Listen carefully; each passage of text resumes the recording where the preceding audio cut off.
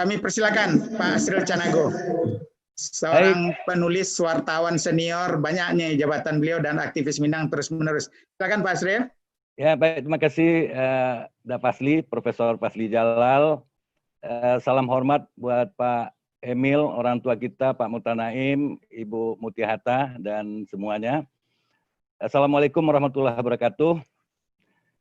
Saya ingin memulai lebih agak ke belakang.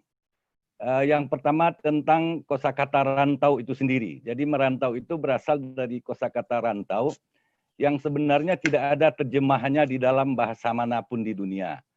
Karena itu ketika menulis disertasinya Pak Mutanaim mengganti merantau itu dengan volunteer migration. Dan merantau itu juga tidak bisa kita samakan dengan diaspora, atau rantau dengan diaspora itu berbeda.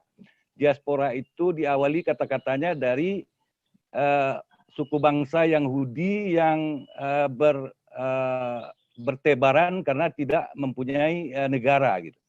Jadi mungkin salah satu tugas kita juga nanti dengan mengglobalisasikan kata rantau ini menjadi kata tersendiri gitu yang tidak perlu diterjemahkan. Seperti misalnya dalam kamus bahasa Inggris amuk itu adalah khas Melayu yang akhirnya tidak ada kata gantinya dengan bahasa lain gitu. Sama juga dengan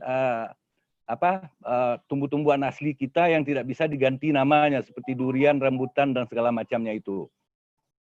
Yang kedua, merantau itu sebenarnya adalah tipologi budaya yang khas Minangkabau gitu, yang juga tidak dimiliki oleh suku bangsa manapun.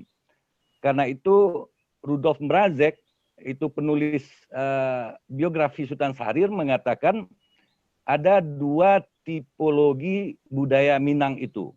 Yang pertama dinamisme, yang kedua anti-parokialisme.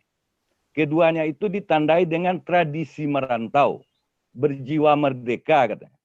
Kemudian kosmopolitan, egaliter dan berpandangan luas.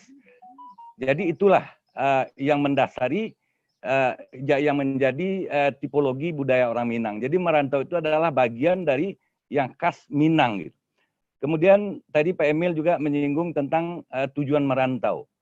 Saya kebetulan sebelumnya sudah menulis 101 orang Minang, itu profil tokoh-tokoh Minang sedunia, ya, terutama mewakili berbagai golongan gitu. Ada yang dari birokrat, politisi, budayawan, negarawan, pedagang, pengusaha, seniman dan lain-lain itu.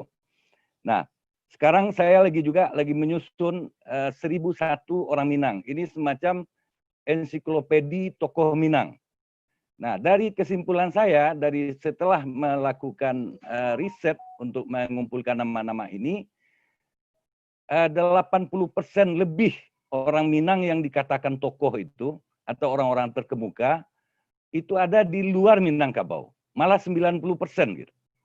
Mereka berada di luar Minangkabau. Ini adalah produk dari merantau. Kalau mereka tidak merantau, mereka tidak akan bisa seperti itu gitu.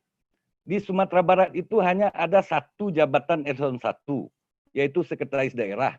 Kemudian satu jabatan politik tertinggi, gubernur. Kalau mereka hanya berada di